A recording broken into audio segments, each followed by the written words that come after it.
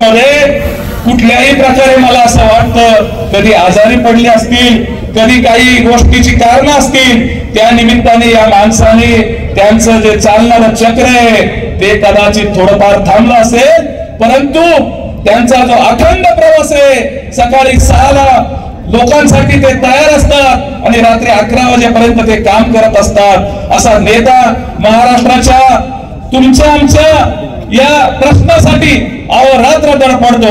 आणि म्हणून तुम्हाला मला हे सांगायचे की मी ज्यावेळेस आदरणीय दादांचा या ठिकाणी सन्मान केला त्यावेळेस त्यांच्या डोक्यामध्ये शिंदेशाही पगडी घातली. त्याचबरोबर त्यांना ही त्यांच्या डोक्यामध्ये अनेक ठिकाणी त्यांना पगडी मिळत असेल, अनेक ठिकाणी, परंतु या पगडीने या महाराष्ट्रालाच नव्हे तर या देशाला एक नवा इतिहास निर्माण केलेला आहे. आणि म्हणून तो इतिहास कायम दादांनी तो जपावा ही त्या पगडी पाठीमागची आमची भावना आहे.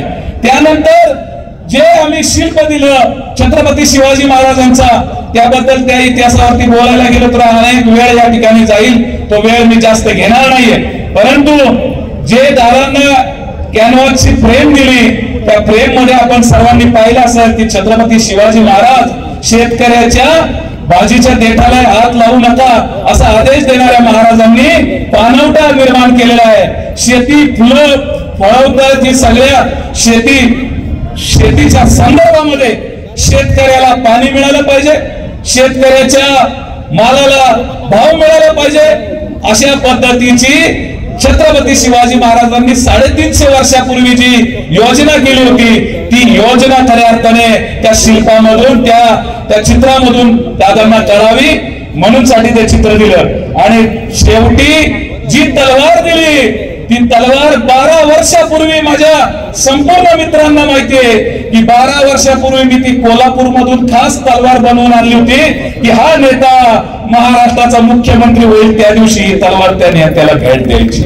परंतु ते स्वप्न पूर्ण व्हावं त्यासाठी आजपासून संघर्ष करायचा आणि या संघर्षासाठी ती तलवार आजच दादांकडे सुपूर्द केलेली आहे. आम्ही मावळ आहोत. छत्रपती शिवाजी महाराजांनी इतिहास घडवलेला आहे, परंतु त्या इतिहासाला पहिलं बलिदान हे वीरबाजी पासलकरांनी दिलेले, आमच्या मावळ खोऱ्यांनी दिलेले. आणि म्हणून आमच्या मावळ खोऱ्यामध्ये येसाजी कणका असतील, कान्होजी जेजे असतील, काऊजी कोंढाळकर असतील, शिवाजी महाले असतील, या मावळ खोऱ्यांनी तयार केलेले आहे.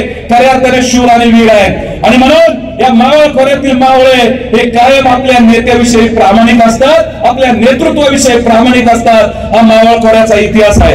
हा मावळ खोऱ्याचा इतिहास सांगून केवळ आपल्याला थांबायचं नाहीये, कारण महाराष्ट्राच्या कानाकोपऱ्यामध्ये मराठा सेवा संघाच्या विचारातून तयार होत असताना आणि ते विचार घेऊन जात असताना गाव खेड्यापर्यंत अनेक मुलं या विचारांनी तयार झालेली आहेत.